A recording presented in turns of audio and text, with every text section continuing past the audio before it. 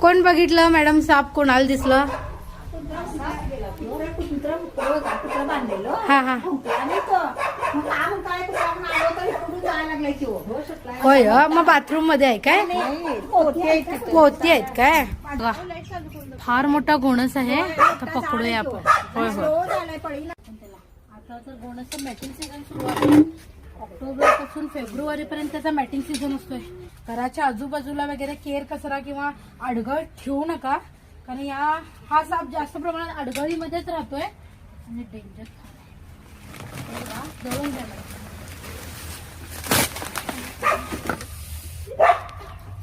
किती मोठा साप आहे, फार मोठा आणि किती डेंजर असू शकतंय.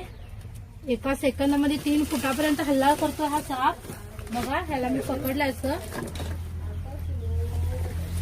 हा डेंजर आणि फार मोठा साप आहे मित्रांनो. सरळ ह्याला पॅक करूया आधी.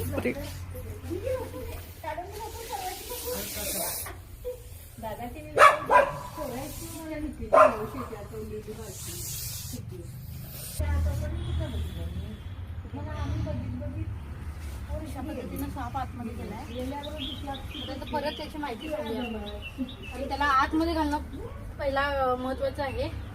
फार डेंजर साप, किती डेंजर साप होता तुम्ही बघितला. त्याने अडगळ ठेवलेत, काय करताही येत नाही शहरात. म्हणजे अशा ठिकाणी कुठं सामान ठेवणार, ते पण एक हेच आहे. पण असं जर तुम्ही सामान वगैरे ठेवलं तर सापांचा तुम्हाला सामना करावाच लागणार. हा घोणस साप तर स्पेशली असं अडगळीमध्ये किंवा असं स्क्रॅप मटेरियल्स मध्ये राहतो.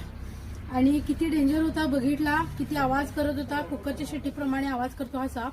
त्याचा मॅटिंग सीझन सुरू आहे, त्यामुळे जास्त प्रमाणात हेच साप मिळालेत आम्हाला. मग त्यामुळे ह्याला म्हणजे माहिती भरपूर लोकांनी कमेंट केलं, ते पण तुमचं बरोबर आहे.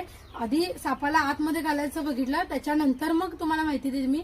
घोणस हा आशिया खंडातला 2 नंबरचा डेंजर साप. आफ्रिकन मांबानंतर याचा नंबर लागतो चावण्यामध्ये.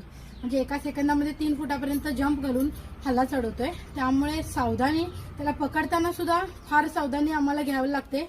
आणि आम्ही जरी नसलो तरी तुम्हाला सुद्धा थोडंसं म्हणजे जपूनच राहावं लागणार, कारण हा साप चावायचा चान्स अजिबात सोडत नाही.